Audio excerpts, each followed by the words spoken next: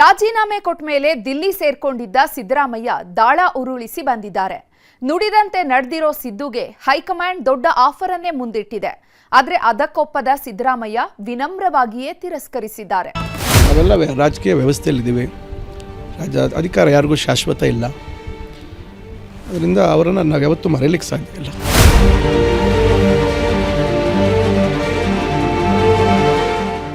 ಆಗಿದ್ದ ಪ್ರಕಾರ ಹೈಕಮಾಂಡಲ್ಲಿ ಸೂತ್ರವನ್ನು ಪೂರೈಸಿದ್ದಾರೆ.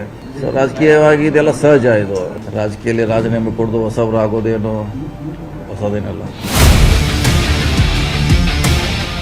ಬರೋಬ್ಬರಿ 3 ವರ್ಷಗಳ ಕಾಲ ಸಿಎಂ ಗದ್ದುಗೆಯಲ್ಲಿದ್ದ ಸಿದ್ದರಾಮಯ್ಯ ಈಗ ನಿರ್ಗಮಿತ ಸಿಎಂ ಸಿದ್ದರಾಮಯ್ಯ. ಇನ್ನೇನು 2-3 ದಿನ ಕಳೆದರೆ ಈ ಸ್ಥಾನವೂ ಹೋಗುತ್ತೆ. ಸಿದ್ದರಾಮಯ್ಯ ಅನ್ನೋ ಹೆಸರಿನ ಜೊತೆಗೆ ಮಾಜಿ ಸಿಎಂ ಅನ್ನೋ ಪಟ್ಟ ಬಂದು ಕೂರುತ್ತೆ. ಪದತ್ಯಾಗ ಮಾಡಿ ದಿಲ್ಲಿ ಸೇರ್ಕೊಂಡಿರೋ ಸಿದ್ದರಾಮಯ್ಯ ಈಗ ಅಸಲಿ ರಣತಂತ್ರ ಶುರು ಮಾಡಿದ್ದಾರೆ. ಮುಂದಿನ ರಾಜಕೀಯ ದಿಕ್ಸೂಚಿಯನ್ನ ಹೆಣೆಯೋದಕ್ಕೆ ರೆಡಿಯಾಗಿದ್ದಾರೆ. ಮಗನಿಗೆ ಪಟ್ಟ ಕಟ್ಟಬೇಕು, ಆಪ್ತರಿಗೆ ಮಂತ್ರಿಗಿರಿ ಕೊಡಿಸಬೇಕು, ಜೊತೆಗೆ ಸಿದ್ದು ಅನ್ನೋ ವರ್ಚಸ್ಸು ಉಳಿಸ್ಕೊಳ್ಬೇಕು. ಇದೆಲ್ಲದರ ಸವಾಲನ್ನ ಹೆಗಲ ಮೇಲೆ ಹೊತ್ಕೊಂಡಿರೋ ಸಿದ್ದರಾಮಯ್ಯ ದಿಲ್ಲಿ ಅಂಗಳದಲ್ಲಿ ದಾಳ ಉರುಳಿಸಿದ್ದಾರೆ. ದಿಲ್ಲಿಯಲ್ಲಿ ದಾಳ ಉರುಳಿಸಿದ ಸಿದ್ದರಾಮಯ್ಯ ಹೈಕಮಾಂಡ್ ಆಫರ್ ಒಪ್ಪದ ಟಗರು. ರಾಜೀನಾಮೆ ಸಲ್ಲಿಸಿದ್ದು ಸಿದ್ದರಾಮಯ್ಯ ಫ್ಲೈಟ್ ಹತ್ತಿದ್ರು. ಪಟ್ಟ ಕಟ್ಟಿದ್ದ ದಿಲ್ಲಿ ನಾಯಕರಿಗೆ ಕೃತಜ್ಞತೆ ಸಲ್ಲಿಸುವುದಕ್ಕೆ ಹೋಗಿದ್ರು. 2 ದಿನ ದಿಲ್ಲಿಯಲ್ಲೇ ಕಳೆದಿರೋ ಸಿದ್ದರಾಮಯ್ಯ ಮೇಲಿಂದ ಮೇಲೆ ಸಭೆ ನಡೆಸಿದ್ದಾರೆ. ಮಲ್ಲಿಕಾರ್ಜುನ್ ಖರ್ಗೆ, ಕೆಸಿ ವೇಣುಗೋಪಾಲ್, ರಾಹುಲ್ ಗಾಂಧಿ ಹಾಗೂ ಸೋನಿಯಾ ಗಾಂಧಿ ಜೊತೆಗೆ ಮಹತ್ವದ ಚರ್ಚೆ ನಡೆಸಿದ್ದಾರೆ. ಈ ವೇಳೆ ಅಧಿಕಾರ ನೀಡಿದ ಹೈಕಮಾಂಡ್ ನಾಯಕರಿಗೆ ಸಿದ್ದರಾಮಯ್ಯ ಕೃತಜ್ಞತೆ ಸಲ್ಲಿಸಿದ್ರು. ನುಡಿದಂತೆ ನಡೆದ ಸಿದ್ದು ನಡೆಗೆ ರಾಹುಲ್ ಗಾಂಧಿ ಖುಷಿಯಾಗಿದ್ದು ನಿಮ್ಮ ಜೊತೆ ನಾವಿದ್ದೇವೆ ಎಂದಿದ್ದಾರಂತೆ.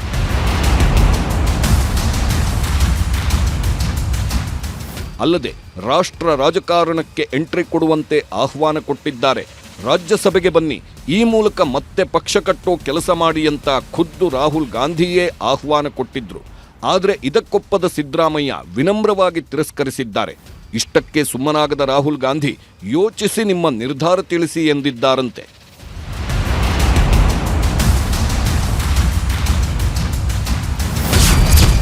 ಸಿದ್ದು ಖರ್ಗೆ ಭೇಟಿಯ ಇನ್ಸೈಡ್ ಎಕ್ಸ್ಕ್ಲೂಸಿವ್. ಸಿದ್ದು ಹಾಗೂ ಖರ್ಗೆ ಭೇಟಿ ವೇಳೆ ಮಹತ್ವದ ಮಾತುಕತೆ ನಡೆದಿದೆ. ರಾಜ್ಯ ರಾಜಕಾರಣದಲ್ಲಿ ದೊಡ್ಡ ಹೆಸರು ಮಾಡಿರುವ ಸಿದ್ದರಾಮಯ್ಯರನ್ನ ಹೈಕಮಾಂಡ್ ನಾಯಕರು ಕೇಂದ್ರಕ್ಕೆ ಸೆಳೆಯುವ ಕೆಲಸ ಮಾಡುತ್ತಿದ್ದಾರೆ.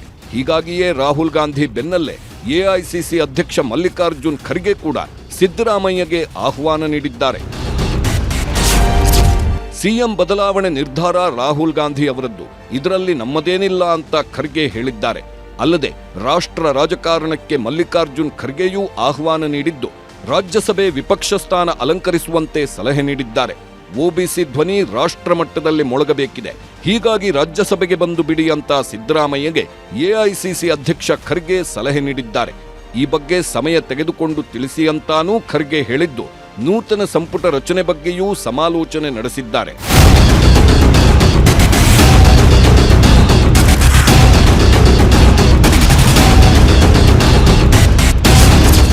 ಸಿದ್ದರಾಮಯ್ಯರನ್ನ ಮನದುಂಬಿ ಕೊಂಡಾಡಿದ ಡಿಕೆ. ಸಿಎಂ ಕುರ್ಚಿಯ ಬುಡದಲ್ಲಿ ಕೂತಿರೋ ಡಿಕೆ ಶಿವಕುಮಾರ್ ಸಿದ್ದರಾಮಯ್ಯರನ್ನ ಹಾಡಿ ಹೊಗಳಿದ್ದಾರೆ. ಸಿದ್ದು ರಾಜೀನಾಮೆ ಬೆನ್ನಲ್ಲೇ ಎಕ್ಸ್ನಲ್ಲಿ ಪೋಸ್ಟ್ ಹಾಕಿ ಸಿದ್ದರಾಮಯ್ಯರ ಗುಣಗಾನ ಮಾಡಿದ್ದಾರೆ. ದೇವರು ವರ ಕೊಡಲ್ಲ, ಶಾಪನೂ ಕೊಡಲ್ಲ, ಅವಕಾಶ ಕೊಡ್ತಾನೆ. ಕೊಟ್ಟಿದ್ದರಲ್ಲಿ ಏನು ಸಾಧನೆ ಮಾಡುತ್ತೇವೆ ಎಂಬುದು ಮುಖ್ಯ. ಇದಕ್ಕೆ ಅತ್ಯುತ್ತಮ ಉದಾಹರಣೆಯೇ ನಮ್ಮ ಸಿದ್ದರಾಮಯ್ಯನವರು. ಮೈಸೂರು ಜಿಲ್ಲೆಯ ಹಳ್ಳಿಯೊಂದರಲ್ಲಿ ಹುಟ್ಟಿ ಬೆಳೆದು ಹೋರಾಟದ ಮೂಲಕ ರಾಜಕೀಯಕ್ಕೆ ಬಂದು ಸಾಧನೆ ಮಾಡಿದ್ದಾರೆ. ದೀರ್ಘಾವಧಿ ಮುಖ್ಯಮಂತ್ರಿಯಾಗಿ ಜನಮಾನಸದಲ್ಲಿ ನೆಲೆಸಿದ್ದಾರೆ. ಭಾರತೀಯ ರಾಜಕಾರಣದ ಧೀಮಂತ ನಾಯಕ ಸಿದ್ದರಾಮಯ್ಯರ ಜನಪರ ಯೋಜನೆಗಳು ಸದಾ ಸ್ಮರಣೀಯ. ನಾನು ಕೆಪಿಸಿಸಿ ಅಧ್ಯಕ್ಷನಾಗಿ ಆಯ್ಕೆಯಾದ ದಿನದಿಂದ ಇಂದಿನವರೆಗೆ ನನ್ನ ಹೆಗಲಿಗೆ ಹೆಗಲು ಕೊಟ್ಟು ಪಕ್ಷ ಸಂಘಟನೆಯಲ್ಲಿ ಜೊತೆ ನಿಂತಿದ್ದಾರೆ. ಅವರ ಆಡಳಿತದಲ್ಲಿ ನಾನು ಸಚಿವನಾಗಿ ಡಿಸಿಎಂ ಆಗಿದ್ದು ನನ್ನ ಭಾಗ್ಯ. ಮುಂದೆಯೂ ನಮ್ಮ ಪಕ್ಷದ ಬಲವರ್ಧನೆಗೆ ನಿಮ್ಮ ಮಾರ್ಗದರ್ಶನ ಹೀಗೆಯೇ ಇರಲಿ. ಕರ್ನಾಟಕದ ಪ್ರಗತಿಗಾಗಿ ನಾವೆಲ್ಲರೂ ಒಟ್ಟಾಗಿ ನಡೆಯೋಣ. ಹೀಗಂತ ಸುದೀರ್ಘ ಪೋಸ್ಟ್ ಮಾಡಿದ್ದಾರೆ. ಸಿದ್ದರಾಮಯ್ಯರಿಂದ ದೂರ ಆಯ್ತಾ ಆಪ್ತ ಬಳಗ. ಸಿದ್ದರಾಮಯ್ಯ ಸಿಎಂ ಸ್ಥಾನದಿಂದ ಕೆಳಗಿಳಿಯುತ್ತಿದ್ದಂತೆ ಆಪ್ತರು ದೂರವಾಗಿದ್ದಾರೆ ಅನ್ನೋ ಗುಸುಗುಸು ಶುರುವಾಗಿದೆ. ಈ ಬಗ್ಗೆ ಸ್ವತಃ ಸತೀಶ್ ಜಾರಕಿಹೊಳಿ ರಿಯಾಕ್ಟ್ ಮಾಡಿದ್ದು, ಯಾರನ್ನು ಕೇಳಿ ಹೈಕಮಾಂಡ್ ನಿರ್ಧರಿಸಿಲ್ಲ, ಹಿಂದಿನ ಒಪ್ಪಂದದಂತೆ ತೀರ್ಮಾನ ಆಗಿದೆ ಅಷ್ಟೇ. ಸಿದ್ದರಾಮಯ್ಯ ವಿರುದ್ಧ ಶಾಸಕರು ಸಹಿ ಮಾಡಿದ್ರು ಅನ್ನೋದೆಲ್ಲ ವದಂತಿ. 37 ಜನ ಸಹಿ ಹಾಕಿದ್ರೆ ಉಳಿದವರು ಎಲ್ಲಿ ಹೋದ್ರು? ಒಪ್ಪಂದದ ಪ್ರಕಾರ ಸಿಎಂ ಬದಲಾವಣೆ ಆಗಿದೆ ಅಷ್ಟೇ ಎಂದಿದ್ದಾರೆ. ಅವ್ರೇನು ಯಾರು ಕೇಳಿ ಏನೋ ಡಿಸಿಷನ್ ತೊಗೊಂಡಿಲ್ಲ.